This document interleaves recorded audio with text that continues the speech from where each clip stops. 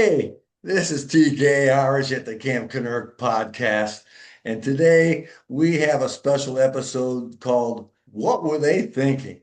Now, the reason why we came up with this subject is because I was watching the March Madness final game the other night, and there was a little ad that came on, and it said that if anybody during the game dunked the basketball, that you could go to Wendy's the next day and get a small French fry and a Frosty free. Now think about this. Does this have disaster written all over its face? How many people are going to show up? Do they have enough Frosties? Do they have enough French fries? Well, results have not come in yet, but I did some research and I just want to tell you about some other situations where people thought they had a good idea, only to backfire. The first culprit is McDonald's. That's right, Ronald McDonald.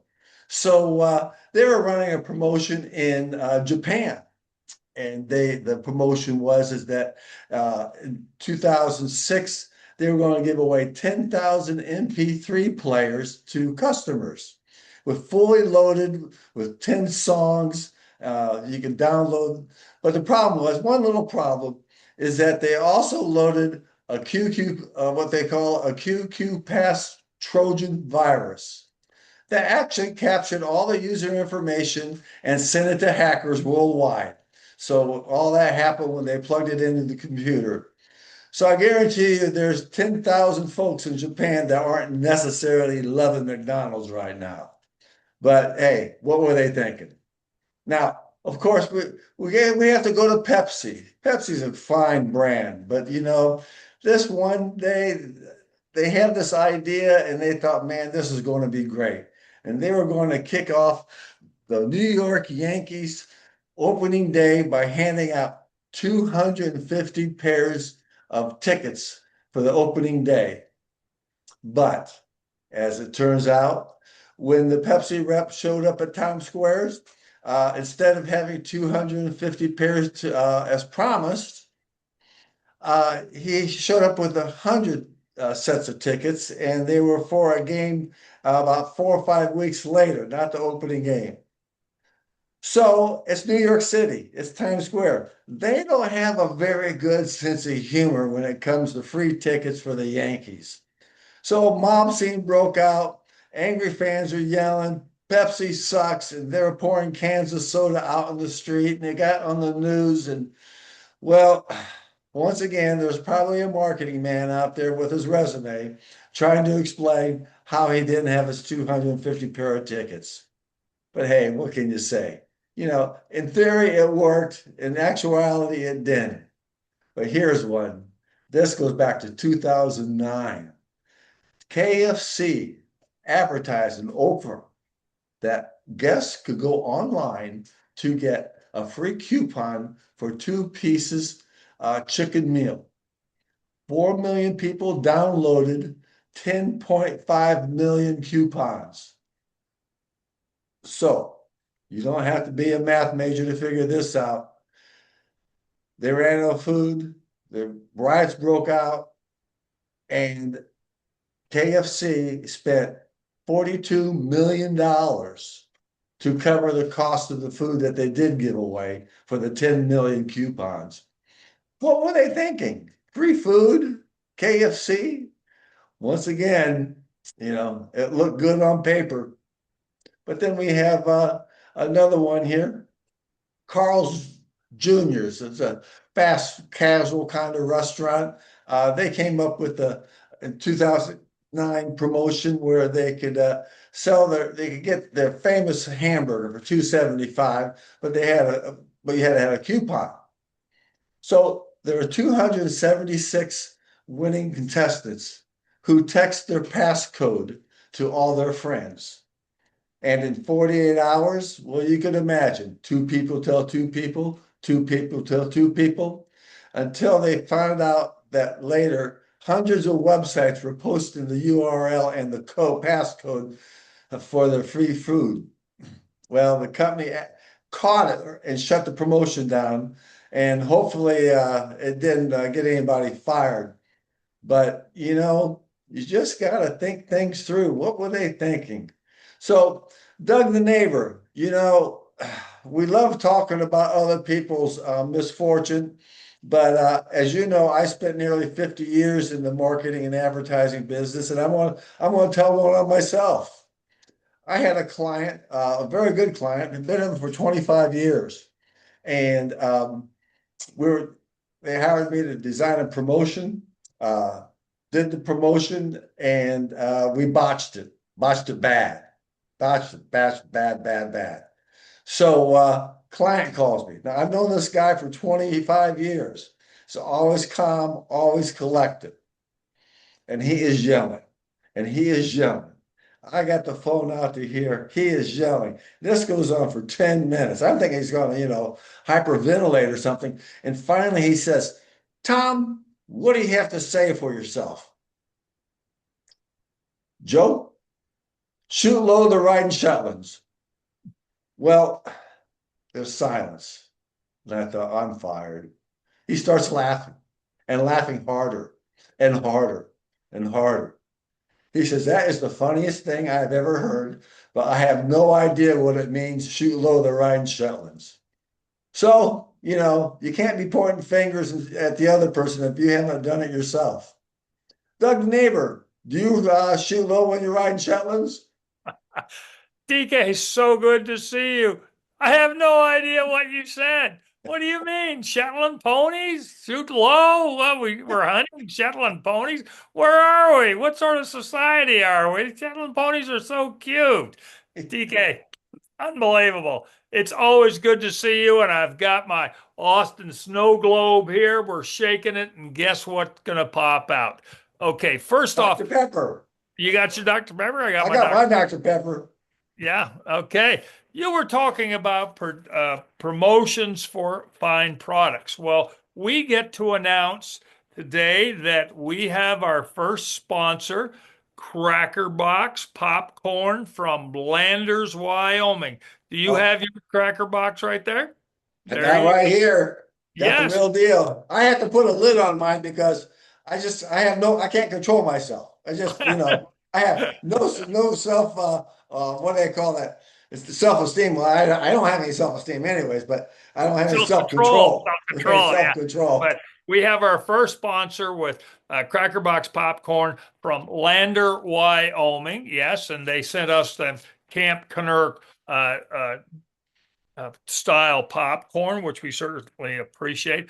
And Maxine, who we did a Happy Camper interview with, is a real nice gal. And we found out that she does not do emails, or excuse me, she does emails, but she doesn't do, what do they call it? Online promotions, online business. E-commerce, Douglas. E-commerce, yes. Yes. So we're going to help her out because we just did our numbers for the quarter and we have 37,000 listeners for For the this quarter, for the first 90 days of this year. Yes, and we are growing fast. And so, because Maxine is just so sweet up there in Landers, Wyoming at Cracker Box Popcorn, we are going to help her. And she's one of our first sponsor. We're very appreciative of this. And so, but our art department kind of suffers. We have no money. So, I did this, which is called a billboard. Okay, because it has all the information. Cracker Lift it up a little bit, Douglas. A little bit there more. you there, a little There bit you more. go. There There you you go. go. All right, it's Cracker Box Popcorn, and their phone number is 307 335 7020. And you ask for Maxie, and she will give you a smile, and you can order up some really, really great popcorn. And we appreciate having her on as a uh, happy camper and her great product that we are our first sponsor. This is really something. And just to clarify, she'll take your order and she'll take your money and she'll send you the popcorn. Because if it was Doug the neighbor and I, we would take the order, we would take your credit card, but we'd forget it, we'd eat the popcorn and then we'd get all types of things happening. So Yeah. just that's the procedure. You call, you buy, she sends. Yes, yes, that's good. That's absolutely true. Now, that's a very interesting situation because she makes it work, and she's been doing it for a long, long time, and it's a great product. Now, I've been moving from the old Possum Trot Studios to the new Possum Trot Studios. So I've been in here and I'm going through everything that I have. Now, I have a small video of something that just didn't last. Okay, it has to do with a swing line stapler I had since 1981, and I've got this video here of this stapler. It just didn't last from since 1981. Okay, so we've got that little video. TK, something of interest. When I first got to New York City as an actor, you have a headshot, a photo of yourself, and you staple your resume of all of the projects that you've worked on the back. And when I first got to New York City in 1981, I bought this stapler, just a basic swing line stapler there. Okay. And then refills on staples over a period of time. And this box, I, for some reason, labeled it 81107. Well, the stapler finally jammed up really good, and I tried fixing it. So out with the old, in with the new. Cowboy Blue here at the Possum Trot Studios. Okay. All right. Take care of yourself. They don't make things like they used to. Well, Douglas, question, where did you store the stapler? I mean, you've been a man around moving around here and there. So I'm not, questioning your your story or anything, but it's very interesting. That's a good word. But now I've got a Cowboy Blue stapler. Watch the video, folks. What else would you want in life? What else do you want in life? To answer your question, I kept it on my desk. Okay. Yes. Now, on a more serious note, TK, we did a podcast a couple of weeks ago concerning on March 29th, the day I had a anniversary of the day I had a heart attack, and went to Breckenridge, had the heart attack. I face planted. The emergency services hit me with the cattle prods to get my heart going. Purple as a smurf. Went to Breckenridge Hospital and then went to Seton Hospital. And we forgot to mention the most important person, which is Dr. Hunter Kirkland.